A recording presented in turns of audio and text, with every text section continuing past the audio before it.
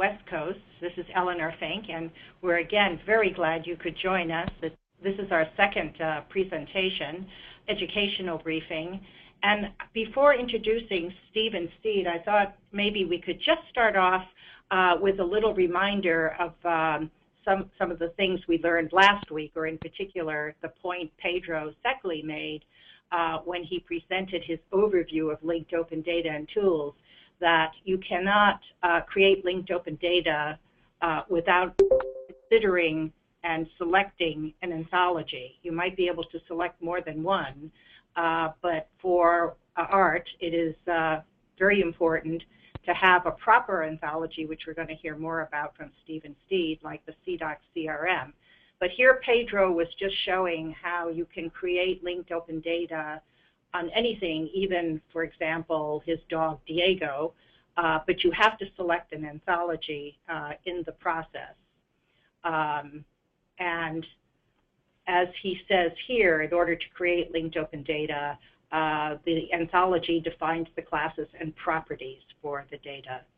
And Stephen today is going to tell us more about the importance of anthologies, but in particular, he's going to tell us about the CDOC CRM. Now, we use these acronyms, but it may be important to let you know that CDOC is the Documentation Committee of the International Council of Museums.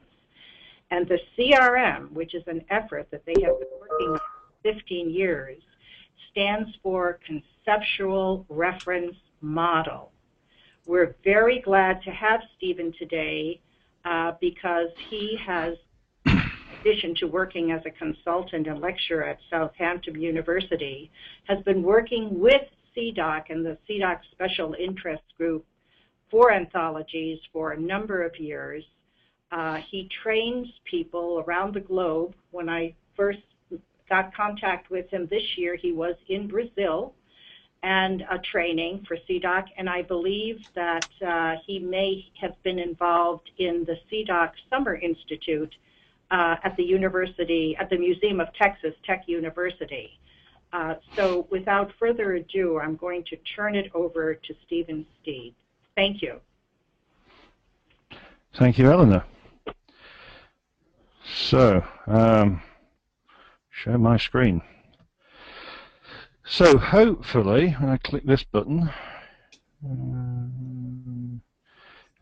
can you see a a screen of mine? Yes, looks good. Excellent.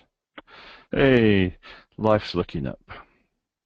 Okay, so this is a quick introduction. This is the 1-hour version of the introduction to the CDOC CRM's background and content.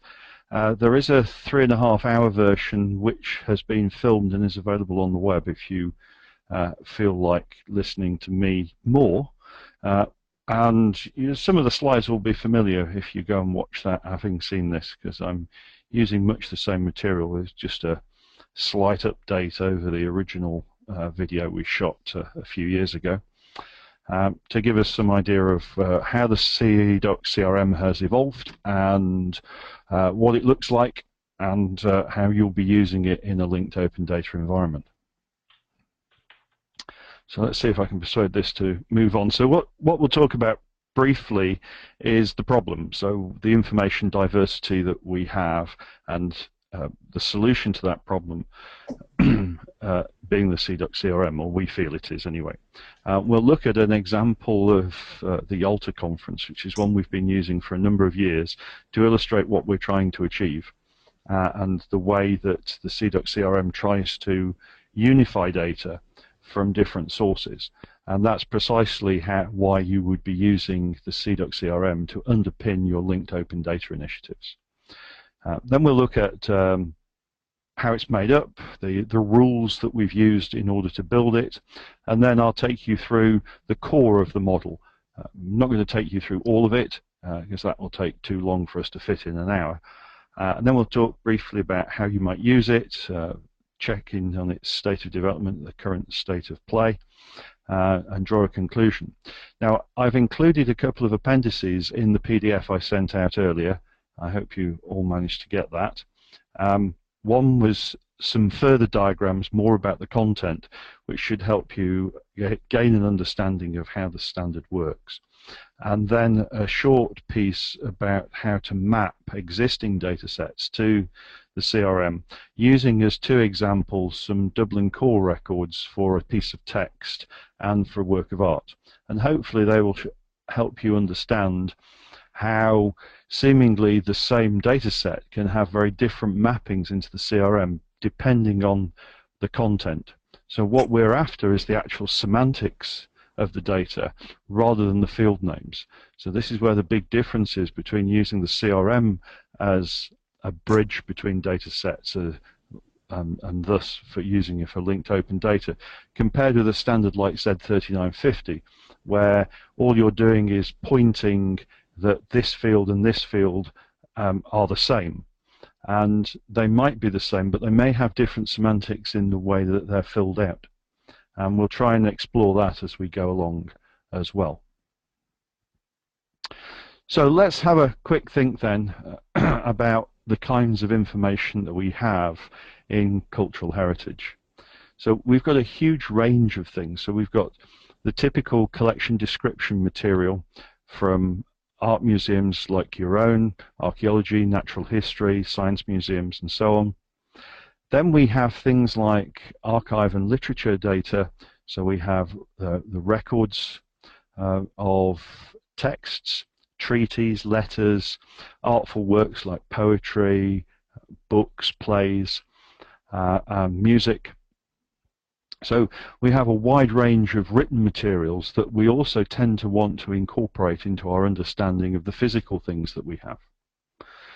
Then we have information about how we have administered, preserved, conserved the material heritage, including legal instruments, which might be also considered to be part of archives and literature, but their application, the records of how we've used those instruments in real life, form part of our administrative and conservation background. And any lab work that we do on a painting, a cleaning for instance, a reframing, any kinds of material like that, we will have records of the tasks that we have performed, the materials we've used, the techniques we've deployed in order to move our cultural heritage forward without loss. And then we'll have information about science and scholarship that we've undertaken upon the works of art or the objects in our care. So we might have done investigations into them, we might have interpreted them, we might have looked into their social and cultural context to illustrate the meaning of the work of art. And then we'll have presented this material to various audiences. So we'll have made exhibits, we'll have published scholarly books, we'll have published more open access books with a wider audience, perhaps teaching materials for different levels of student, from kindergarten through to adults. And we'll have taken all of these publications and exhibition making materials, and we'll have those as well in our documentation of our environment, of our total cultural heritage pot, if you like, all the things that we've put together. But so how do we take all of these disparate sets of information and make something that is useful and approachable so that we can find information within it? Each of these different things will have their own particular needs, their own types of questions that need to be answered, their own recording strategies and methodologies. And the different organizations that are charged with the care of our cultural heritage will have subtly different missions that they need to perform. Some of them will be concentrating more on research rather than looking after objects. Others will be primarily about intervening before objects or buildings or landscapes are destroyed. So they'll all have very different sets of requirements, missions, for which their data is gathered. They're trying to use data to fulfill their tasks, not necessarily to fulfill the tasks that other people might want to perform on the data about objects that they have been caring for. So they're all going to have all of these different types of data that they want. And although the data overlaps between these different types of organization and different data sets, they don't fit into one schema, because if they did fit into one schema,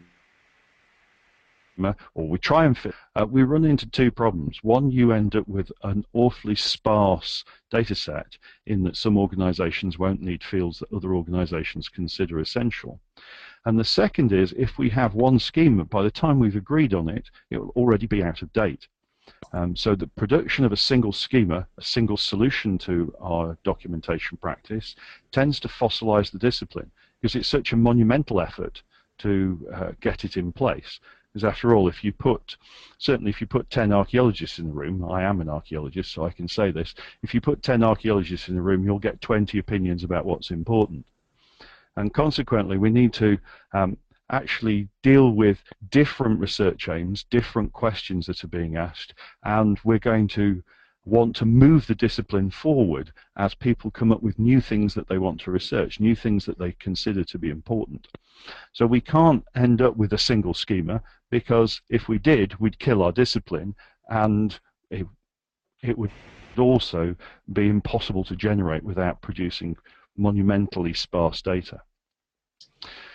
Now, as the original research for the CRM was conducted in the 1990s, it became apparent that one of the things that we needed to tie things together was not just data about things, but data about how those things had interrelated.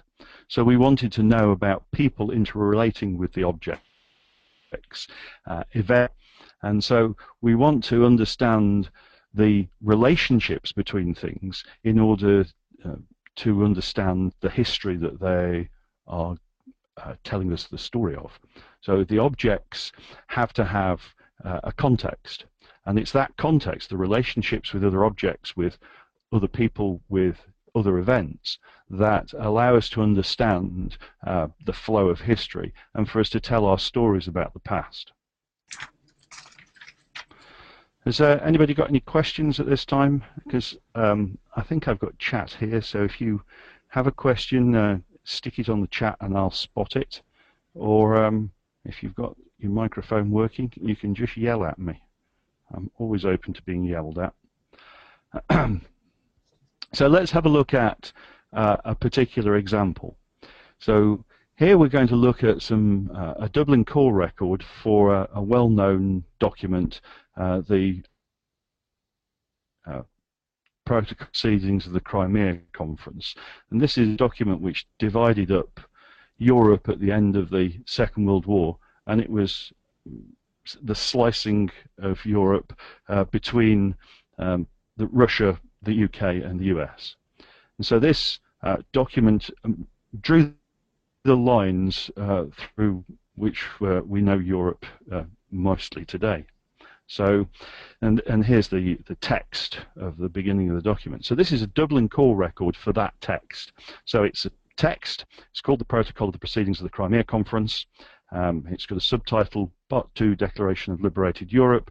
It was dated the February the 11th, 1945, and it was created by the Premier of the USSR, the Prime Minister of the UK, and the President of the United States, published by the State Department in the United States, and it's about the post-war division of Europe and Japan. So that seems fairly straightforward. We understand we've got these Dublin core elements which describe what these different things are, and so we know what this document is about. So that's fairly straightforward. Now let's move on to this. This is the great photograph of the great men at the Yalta Conference, where the document was created. This was taken by one of the UPI photographers, United Press International photographers, and the photograph is in the Bettman archive. The copyright has been bought by Corbis, and this copy we actually got out of Microsoft Encarta. So this is an image. It's the Allied leaders at Yalta. It dates 1945, published by UPI, Bettman archive, Corbis, and it's got the references to Churchill, Roosevelt, and Stalin. So those are the DC records for the photograph and the document. Now, if we look at them more carefully, we know from our own knowledge that this photograph is of the event where the document was created. And yet, what's in common between those two DC records? Well, if you look carefully between them, the only thing that's actually in common is the year 1945. And that's a bit of a broad term to try and link them together through.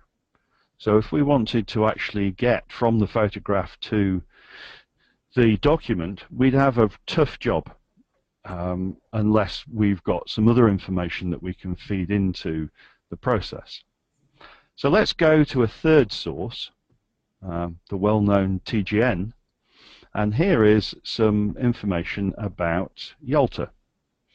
And it tells us that Yalta is an inhabited place, and it's in the Krim.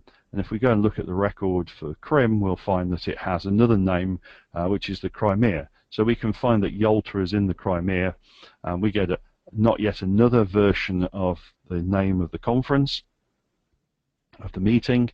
But this now gives us the ability to say, well, what happened in 1945 in places called Yalta and places which Yalta is within. So now we can start to join things together by using dates and places, and maybe we can start to produce something that will link them all together. And the linkage in the CRM is all through events. We call it an event-centric model, in that everything gets joined together through things happening in time. So here we are. This is the Crimea Conference, the overarching activity, which took place in February 1945. It took place at place 7012124, which is the TGM reference number for Yalta.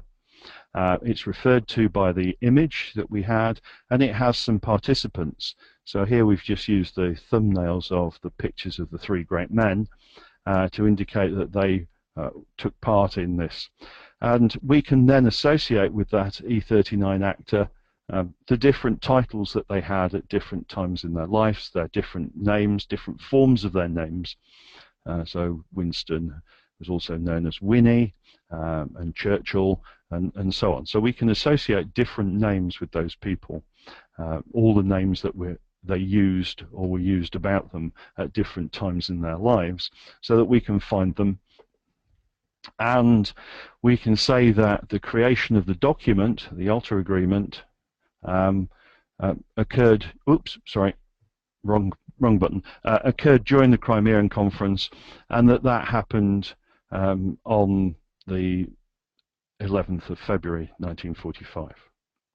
So now we can start to use the events as the glue that allows us to stick together documentation, places, people, and time. So that's the overarching idea behind all of this. So let's start looking in a little bit more detail about how the CRM works. So the CRM is a formal ontology designed to capture the semantics of relevant documentation structures. Unusually in ontology building land, those people who think building ontologies is fun, we've taken the approach of looking at the data standards, the documentation standards in our disciplines, and distilling out of those the things in common, rather than going the other way, which was thinking about what we think people should record or might record, and producing a standard out of that. This is actually the reverse engineering of all the thought that's gone into all the documentation standards that have come before, all of those different data structures that have been used by different projects, all of the great ideas that people have had over the last 150 years in the way they record their data. And we've taken that as our starting point, rather than I think, therefore I am, and going out from there. So instead of using the extrapolated mechanics of fairy cakes if you're a Hitchhiker's Guide to the Galaxy fan. We've actually started from the way we actually do things and look at the things that we as a discipline already consider to be important. So we've taken lots of different databases, terminology sets, thesauri, recording mechanisms, standards, interchange mechanisms, and distilled out of them all the things that we commonly do, and produce from that the ontology, which is our formal knowledge of the things which are of interest, the possible states of affairs in the domain that we're interested in, as expressed in all the things that we actually record about that domain in all of the different documentation systems that we've assessed. We've assessed well over 2,000 different data structures in order to come up with this. Some of them are big international standards, but we've also looked at individual standards for individual museums as well. So a range of different scales from all across the world. So we've not just concentrated on European tradition or North American traditions. We've also looked at the standards from Asian traditions and others as well. So most of Africa, for instance, most of Asia. So we've tried to get at what are the common things that people record about material culture and immaterial culture, and captured that and put it into this ontology. And the great joy about ontologies is that not only can they be understood by people, if we've done our job correctly, but also they can be processed by machines. And this enables us to do all sorts of data exchange and integration, mediating queries across different data sources. We can convert the ontology into data structures. It's actually quite difficult to produce the data structure that represents the ontology, because always in a data structure you have to make some compromises. You're not looking at the nature of things, you're looking at how to implement it. And so necessarily you will have to make decisions about, well, we can afford to downgrade that. So as an example, recently we've been discussing the concept of a number. Now the number in the CRM is a very wide range of things, and it goes from -infinity to +infinity. Now, in fact, there aren't any computer languages that cover that range and different sets of meaning of all numbers. So there are always some approximation to that which is felt to be useful within a computational framework. And so you have to go, well, we're willing to accept that particular compromise when we implement. So we're willing to go for this type of number that's implemented in this computing environment, rather than the all possible numbers that we have in the definition in the CRM. Now, the data structures that we actually create can be explained by an ontology if it's a good one, and of course that's exactly how we've engineered the CRM, to try and make sure that it does explain all of the different data structures that we use in real life, so that we have in practice in our discipline. And then once we can see the ontology in its pure form, we can move data from any particular data structure which has a mapping to the CRM into another format which also has a mapping to the CRM. So we can move data into a lingua franca, if you like, of which is the CRM, which we can then absorb into other environments to use. One of the ways we can do that is to use the CRM as the mapping technology, the understanding of what is meant piece of our pushing data out from our internal data structures that answer our particular questions and push them out into something like linked open data, where other people can then see what it is that we meant, rather than having to gain a full understanding of the data structures that we use in our research within our institution, the practices and procedures we use for maintaining that data. We can express all of that in a semantic manner so that people can get at the meaning of what we're currently doing. And we should be able to do that process automatically. So part of the CRM's documentation, part of its requirements, if you like, is that we need to be able to add to it. The CRM must not fossilize. It must be able to gain by people thinking of new things and further specializing the ontology that we already have. So one of our primary goals has been to design a system which can be extended and to lay out the rules for those extensions so that people can extend it into more specialized areas and still have the interoperability that's given to us at the top layer. So we have this extensible ontology of relationships, which allows us to link things that we're interested in together in a known way, and we use events as the glue that brings everything together. So when we're talking about a painting, we want to talk about who painted it. We think of the event of the painting, the actual creation of the painting, as being an event in which the actor was involved in a particular role and the materials were involved, and the outcome was two things: the intellectual content of the painting, the immaterial part of the painting, and the material part, the actual canvas with its paint load. So we differentiate between the intellectual content of objects and the material content where that's appropriate. And this enables us to talk about an image existing in more than one place. So we can talk about a painting being reproduced on a t-shirt, for instance, and say that there's a similarity, that the intellectual content of the t-shirt image and the original painting is the same or has some continuity. So we provide for a shared explanation. We're not prescriptive. We do not tell you what to record. You tell us what to record because you are the experts in the field. You're the people who are thinking of the new research questions. You're the people who are deciding what's the new data that needs to be recorded in order to explore the frontiers of our knowledge about cultural heritage.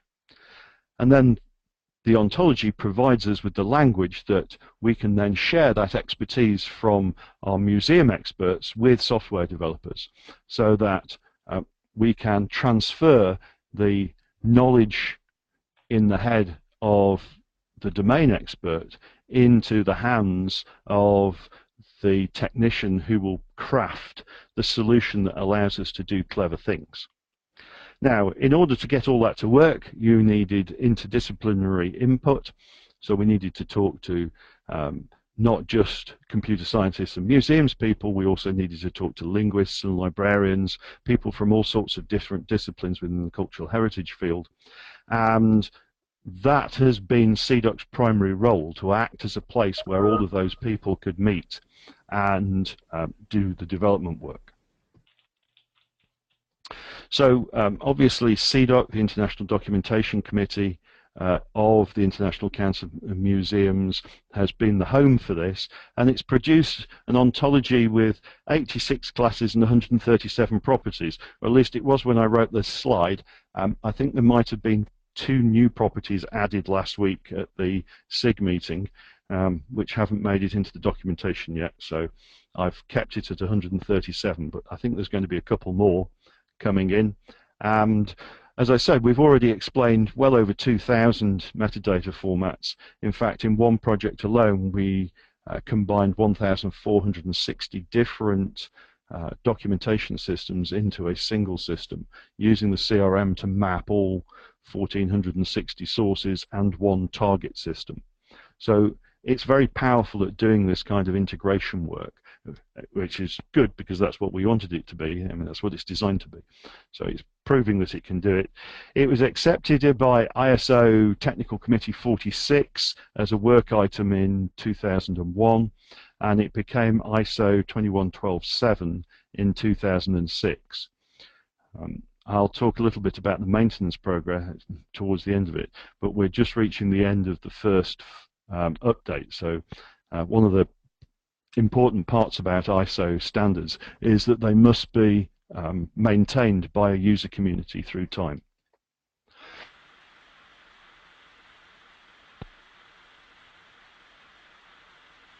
So what does it do?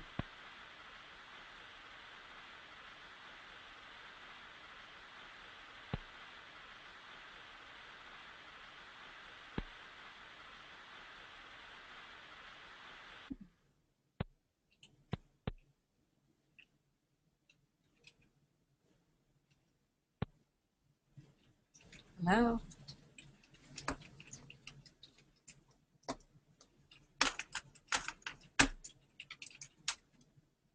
We lost the audio. Yeah, I think the presenter lost his audio.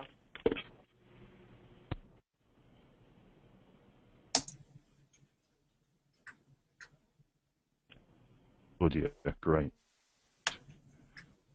Stephen? Hello.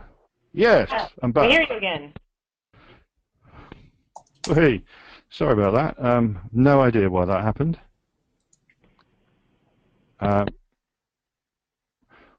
What was I saying before I disappeared? About the ISO, which ISO standard it has become. Oh, right, okay. So the ISO standard then, 21127 in 2006, and ISO standards are maintained. So we're just reaching ISO update of the standard. It's out for final votes at the moment, so it should be completed. I want to say this year, but it might creep into next year. ISO doesn't move particularly quickly as a process. Now, I noticed there was a question when I was looking at that.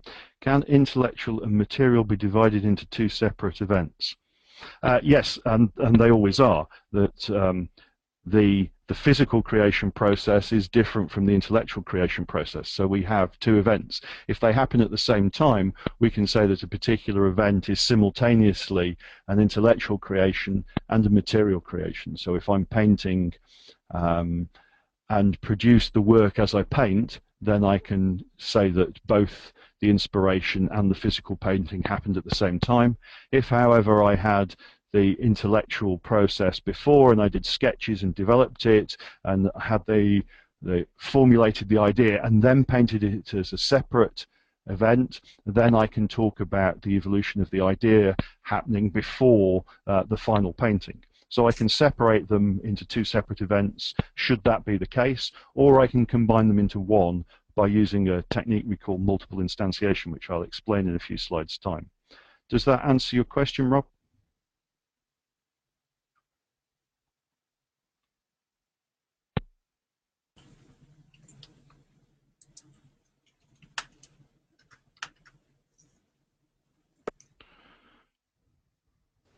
Yes. Fantastic. Right.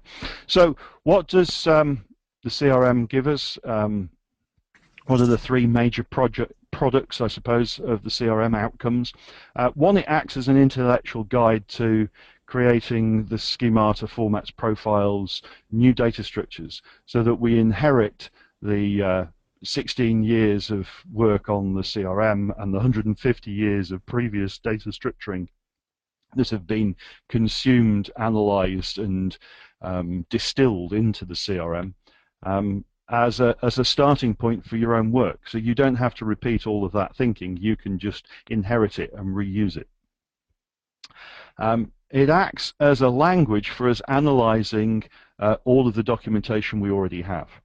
And we can then identify elements with common meaning. And those elements that we identify, those common meanings, become the identity of our linked open data nodes. So the RDF syntax NS type of the nodes and of the types of properties that link them together. So if I just go out on a little web safari here, hopefully this will work. So here's the Smithsonian American Art Museum linked open data. And here we are looking at a particular artist's record.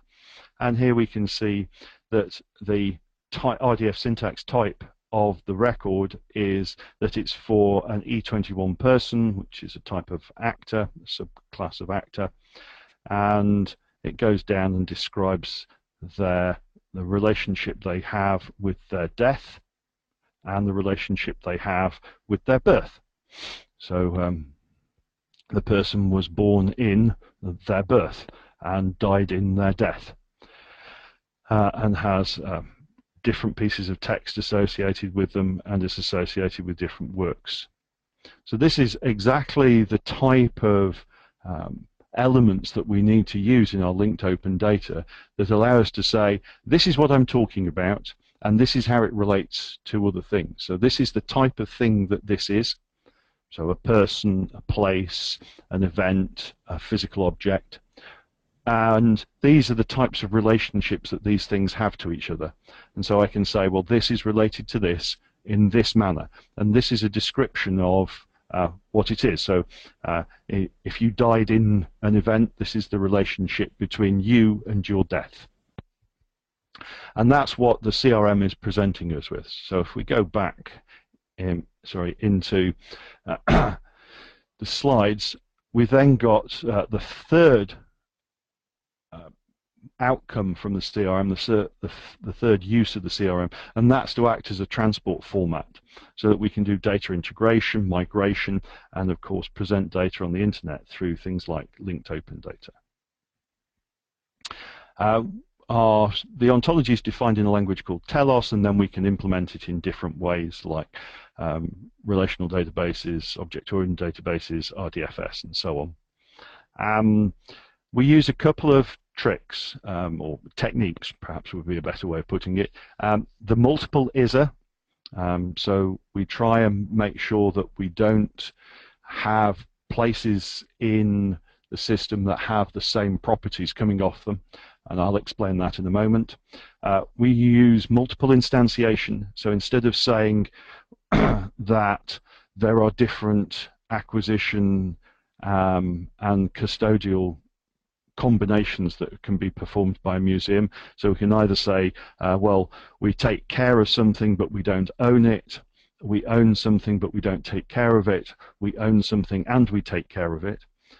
We just have these two separate types of things that we do. We take custody of things, we take ownership of things, and then we can combine them into a number of different ways of doing things, rather than having to delineate every possible combination before we start. And we also have ISA combinations not only for the classes but also for the properties, so that we can say there are more specialized ways of relating to things of a particular class together. And I'll show you examples of both of the multiple ISA and multiple ISAs for properties in the next few slides.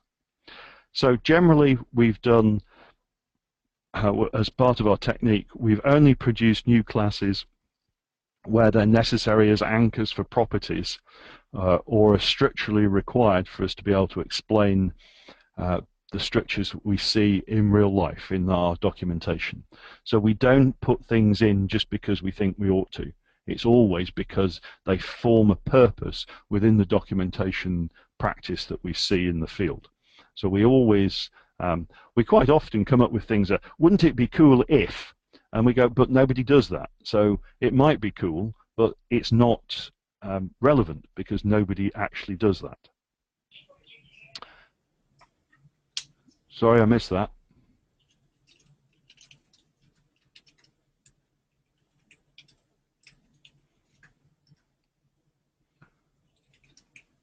No, okay, well, I'll carry on then.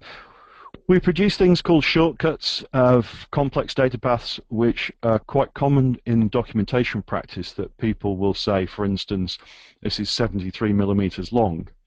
Well, actually, somebody measured it. So somewhere before we got to the point where we were meters long, somebody had to go and measure it, and they had to measure it using a particular technique, and that measurement happened at a particular time, perhaps using particular instruments, a pair of calipers or an electron microscope or whatever it was that they used.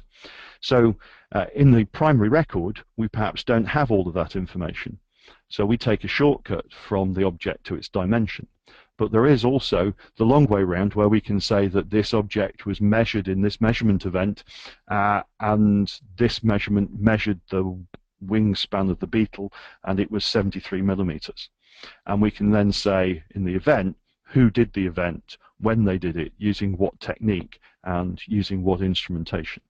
And so this enables us to have lots more information about the data that's in our system if we have it, and if we don't, we can just take the simple shortcut across to the actual data that is available there. And it's up to us whether we want to invest the time in finding out what the implied events were and who did them.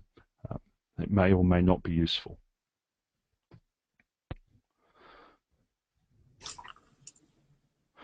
So this is the idea of multiple inheritance, just quickly. So on the left here I have the idea that there's a museum artifact. Museum artifacts can be canisters, or they can belong to a church, they can be ecclesiastical items. And then I have holy bread baskets, which are ecclesiastical items and are also canister-like in that they have a container and a lid.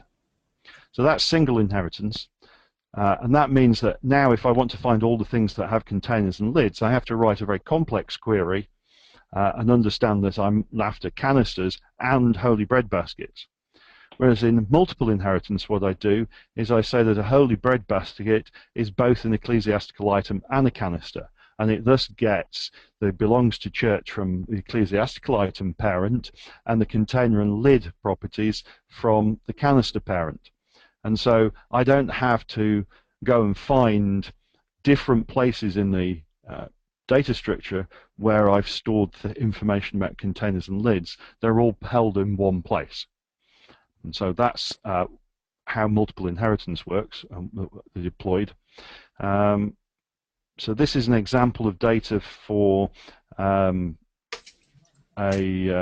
GE34604, which is a lament cloth, and in its movement between Turkey and Greece in the 1920s.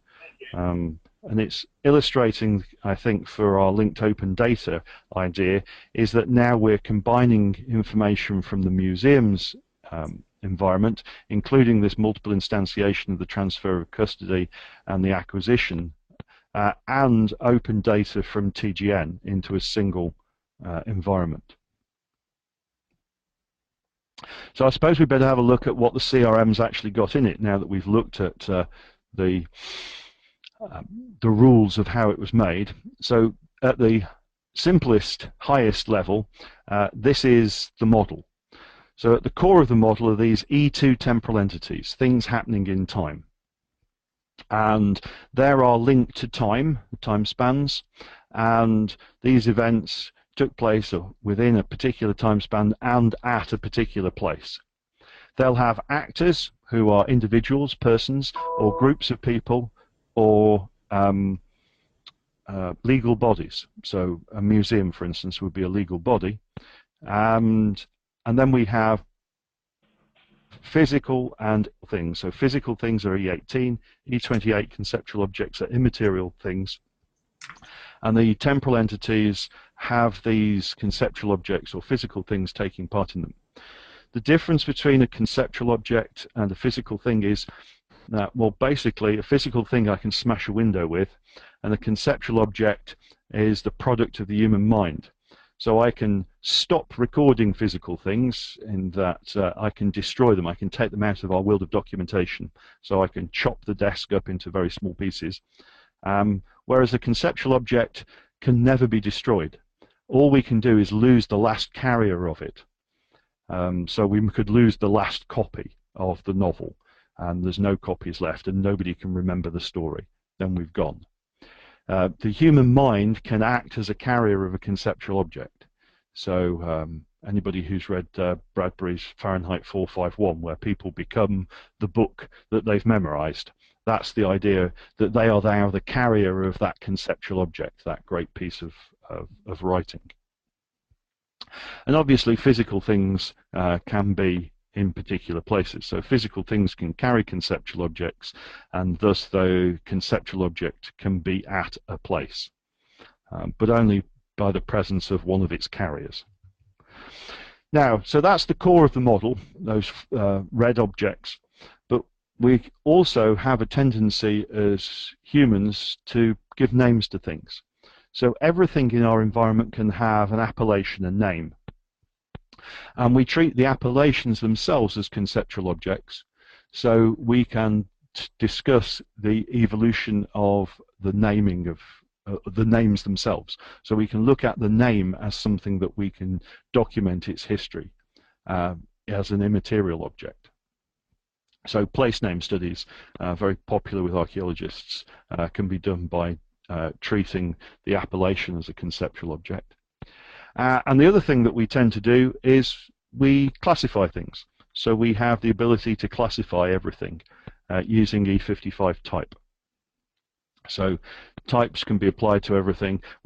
Things can have multiple types, and they can be classified as things at different times through our history of curating the object. So we might decide that at some point in time this thing is a tankard, and later on we can decide that it's actually a drinking vessel. And that doesn't change it just changes the nature of our classification of it. So it doesn't change its identity, it just changes how we're going to search for it, essentially, how we're going to classify it. We should, as a matter of course, record all of the classifications that have been applied to an object when they were classified and when new classifications have been applied, so that we can derive the classification as it was in use at a particular point in time by looking for the last previous classification event. This becomes incredibly important when you want to start linking old documentation that's used old classifications on objects which are now classified as something different. So as our understanding, our classification systems evolve, we need to keep track of which classifications have been applied to which objects in the past. Something that quite frequently gets lost in documentation, unfortunately, and it makes it very difficult to go and chase things down afterwards. So that's the core of the CRM. We have a number of relationships which we support within it. So the identification of real-world items by real-world names, that's the E41 appellation. Observation and classification of real-world items, the application of E55 types. We also do part decomposition, so that we can take things apart. So we can take conceptual objects apart, so I can look at the verses of a poem, chapters of a book, the parts of a name, the parts of an identifier that's been applied to an object, which is a type of name. I can also look at parts of physical objects, so I can look at the legs of a chair, or the binding of a book, or the frame of a painting. I can take periods apart, so I can talk about the early Bronze Age and the late Bronze Age, for instance. I can take actors apart. Now that doesn't mean that I'm taking people and ripping their arms off. We're talking here about groups of people, and we can say that the group is composed of a set of individuals, and a company can be made up of a number of companies, so a legal body can have parts as well. We can talk about places, so I can talk about the fact that where I'm talking to you from, Purley, is in South London, is in London, is in England, is in the UK, is in Europe. And I can decompose time as well, so I can talk about yesterday and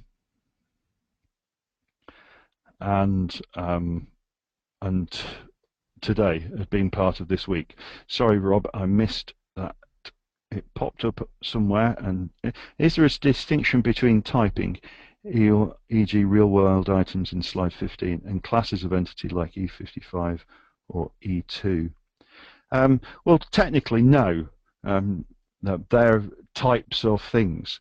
So all classes in the class hierarchy are in fact types of the guy above.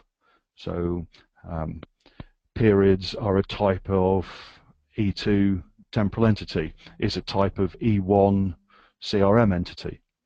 So in a way, all classifications are extensions at the bottom of the class hierarchy. So there's no real distinction between them. So that was part decomposition. We talk about participation of persistent items in temporal entities. That sounds horrible. Participation means things were there. Persistent items is anything where if I look away and I look back, I know it's the same thing. So if I look away and I look back, it's the same desk because I can recognize it. If I hear a poem today and I hear the same poem tomorrow, I know it's the same poem. So it's the same immaterial thing. So that's what we mean by persistent items, is that their identity continues beyond the moment. And they participate in events, things happening, temporal entities. So I can say that the conceptual object of an order was given at the battle. I can talk about a desk and a pen being present at the creation of a treaty or a letter to another great man or a novel. So I talk about participation of people and things, both physical and immaterial, in events happening, and that's how I tie together the world lines, the history of things. I can say that this idea was present at this meeting between this person, and then afterwards I now have two carriers of that idea, because the first person who had the idea told the second person, and now the second person is carrying that idea. And so this is how knowledge propagates, how people meet objects, like I met my computer, and so on. We locate periods. So a period is a social cultural phenomenon bounded in space and time. So we're talking about a coherency of a set of cultural phenomena and where it is in space-time, and we can locate physical objects in space. So the pen is on the desk, and the Roman period in Britain between this date and this date, between 54 AD and 400 AD. Influence of objects on activities and products. So we can talk about a wedding dress being made for a wedding, or so that's an activity producing something in order for something else to happen. And I can say that the order started the charge which won the battle. So I can talk about how immaterial and material things are influenced by activities, and how activities influence the creation and use of other objects. And then I have information objects which carry immaterial, identifiable immaterial items, which we can recognize again, can refer to real-world items. So I can talk about the documentation system in the museum referring to the paintings in the museum's care. And I can talk about this slide deck documenting the CDOC CRM, for instance. So this is part of the E2 temporal entity hierarchy. So we start off with E2 temporal entity, then we have periods, these social cultural phenomena bounded in space and time. Then we have events, where we start to bring in objects, and then we can think about things coming into existence, the beginning of existence and the end of existence. And then we can think about activities, and this is where we start to bring in people doing things. So events, people can be there. Activities, they do stuff. So at an event you witness it, at an activity you do the thing. And then there are various things like leaving and joining groups, curating objects, or creating collections, I should say. We can talk about the creation of an idea, or the modification or production of a physical object. There are a couple of interesting ones. E11 in the center of the diagram is where we're keeping the identity but we're changing the matter. So this is I have my laptop, I'm going to change the keyboard in my laptop. That's a modification of my laptop. The identity is still the same. It's still Stephen's laptop. It's just now got a new keyboard. Whereas a transformation, E81, is where I keep the matter, but I change the identity. So this is Tutankhamun becoming a mummy. So I'm moving from being a biological object to a man-made object, if you like. a mummy. He's been mummified. So here we're preserving the matter but changing the identity, or a windmill being made into a house where people are going to live. So the conversion of a property, of a building, from one use to another. That's a transformation. Now I'm rapidly running out of time, so I'm going to go on. All of the entities are defined by a scope note. It's not the name that matters, it's the scope note that matters. If you read the name and think you know what it means, you're wrong. You have to read the scope note. Then you can think you know what it means. This is just some examples that I've already talked about. So these are the properties that hang off each of these temporal entities. So temporal entity E2 gives us the ability to link to time. Periods start talking about place, and have the parts, events start including persistent items and actors being present, and activities we start talking about using things, people doing, and having a general purpose, a type of activity. This is the idea that we have a hierarchy of participation. So the very general case is that something was present at an event, and then we can get down to it actually being involved in a far more distinctive way. So it was carried out by somebody, or we created a particular type we brought into existence. A birth is being brought into existence. So if you're involved in a birth, you were born, then you were brought into existence, which implies that you were there, that you were present at your own birth.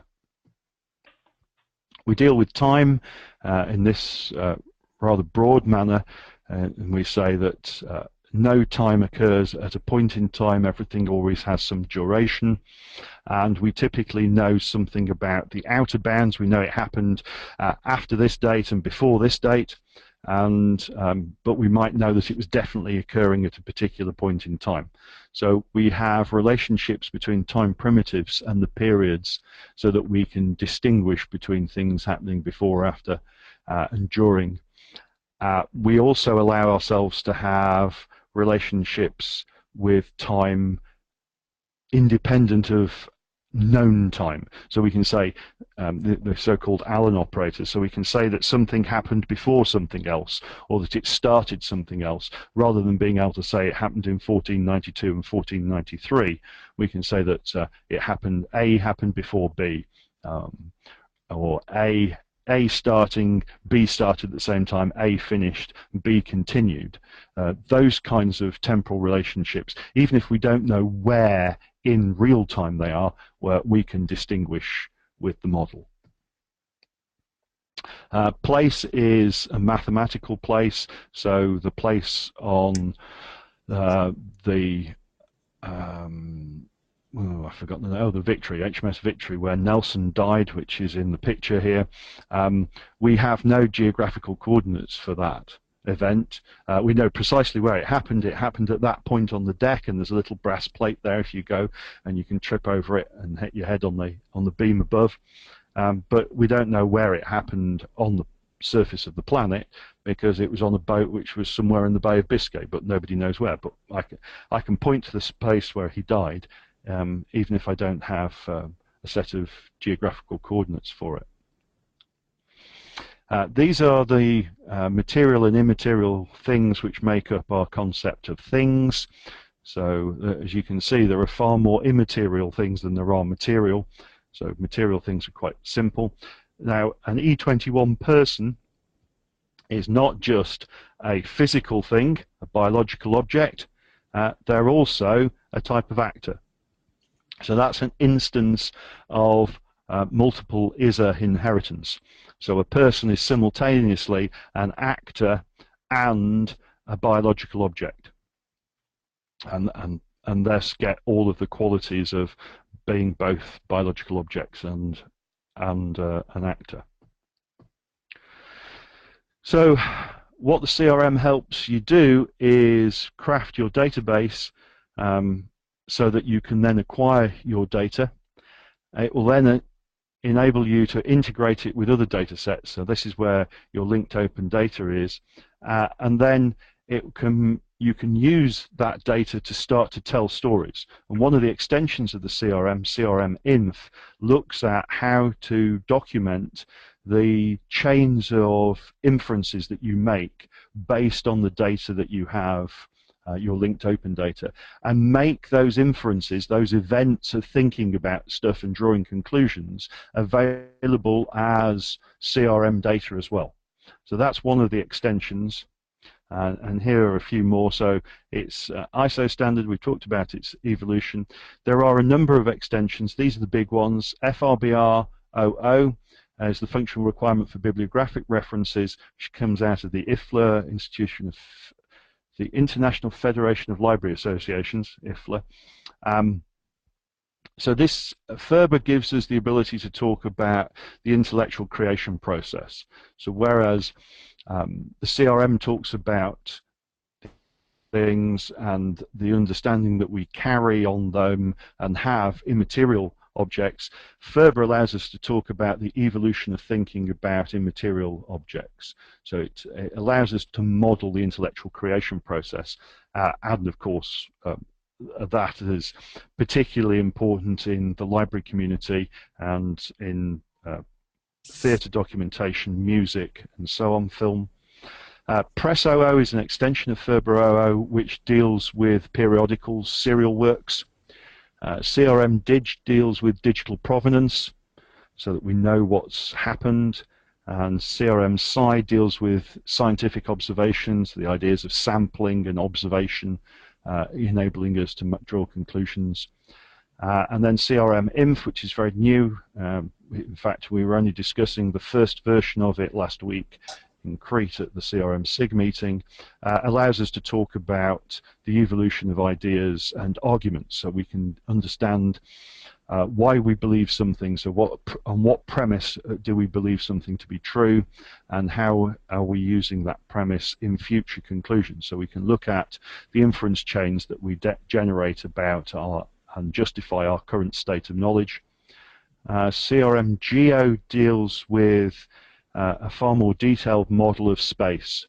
So it looks at the difference between the real physical world where things happen and our estimates of where that is. So we call what we call phenomenological space and our approximations to it. We're still working with TEI to harmonize them with the CRM, and there are RDF and AL versions available for you to use for your LOD. These are some use cases which we won't bother with. So in conclusion then, we have shown that the CRM is not just for cultural heritage data. In fact, we've been able to use it in a number of other places, including medicine and biodiversity. So we had very successful projects working with the biodiversity teams. And they use the CRM to help them find faults in their data gathering, for instance, and people working in medicine on the biochemistry of cancer have used the CRM to glue their medical data together.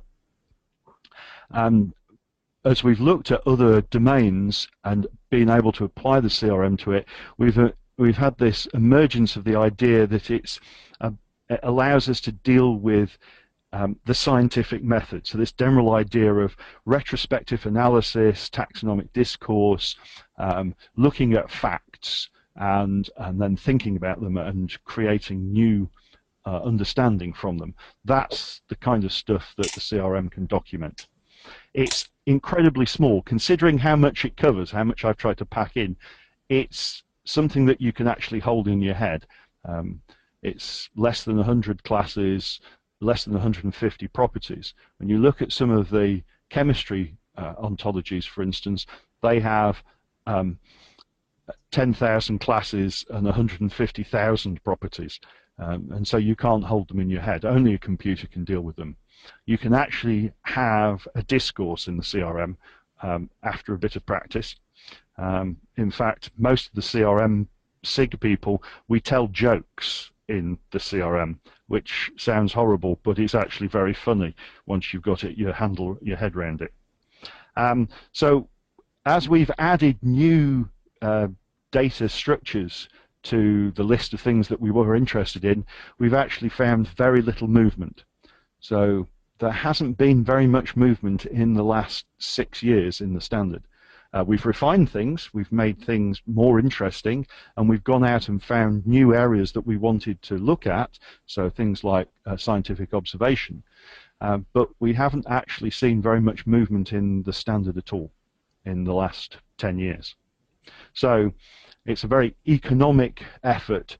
It produces a huge payoff in terms of semantic interoperability, and I commend the CRM to you as the underpinning for your continued efforts with linked open data in art history. So there are these appendices, one with some more diagrams and one for looking at mapping, which are there for your further enjoyment. I've already overrun by 10 minutes, for which my apologies. Any further questions?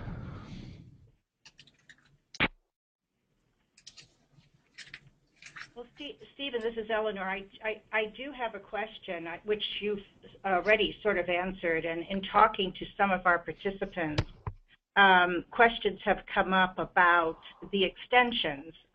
So aside from using the CRM for works of art, I've been asked, would it be able to take newspaper articles and related material, and is there a way of using it for that? And as you've shown with the extensions and the bibliographic ones and others, yes, indeed, it does. Yeah. Well, all things. Well, the first thing is, if you just want to say, there's this newspaper article which refers to the painting, you can do that without using the Ferber extensions at all. But if you wanted to go into the details of how that newspaper has evolved through time, then you'd use Press OO. And if you wanted to look at the intellectual content of the article, or perhaps a set of articles, or a series of magazine articles and so on, which were about the painting, and there's a commonality about those, and you wanted to discuss the fact that multiple authors were sharing this idea about how the painting was, then Ferber OO would allow you to start to explore that intellectual process of creating the ideas about the painting external to the painting. But if you just wanted to say, there's this newspaper article that was printed at this time by this person, which documents the events around the painting of it being stolen and recovered, or just commenting about an exhibition about it, or commenting about the painting itself, then all of those things can be done without venturing outside the CRM itself. Mm-hmm. And one of our participants is the Archives of American Art, and so we were very glad to see how the CRM can be utilized for their purposes as well. Yes, absolutely. It's one of our key ideas is to link museum, library and archive data together, because the barrier between them is a barrier by working practice, not about the things that we're interested in. Exactly. Any other questions?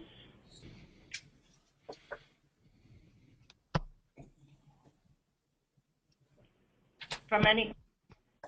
Please feel free.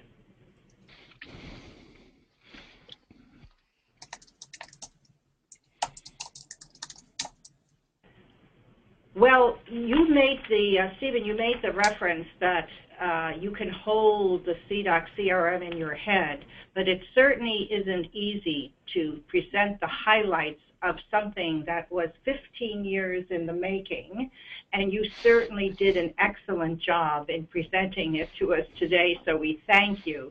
It may be that at some point when we have a open mic or town hall meeting with the American Art Collaborative, that we would like to invite some of the presenters of these educational briefings back to engage in that, and I hope you will consider that.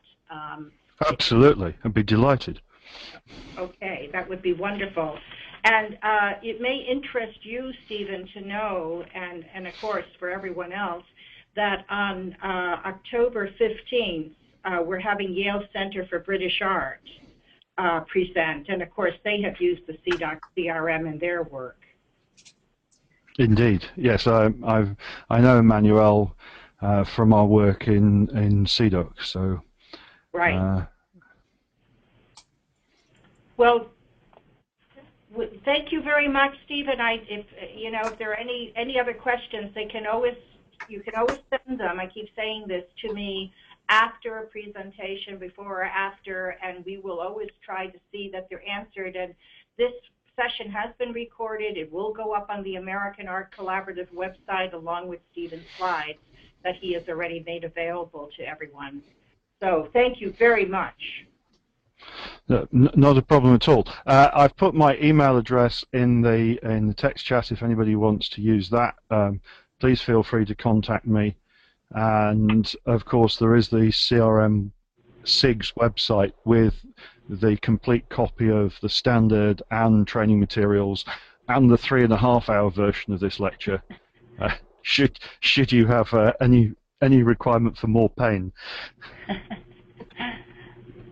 Fantastic. Thank you so much. Thank you. Thank you. My pleasure. Thank you.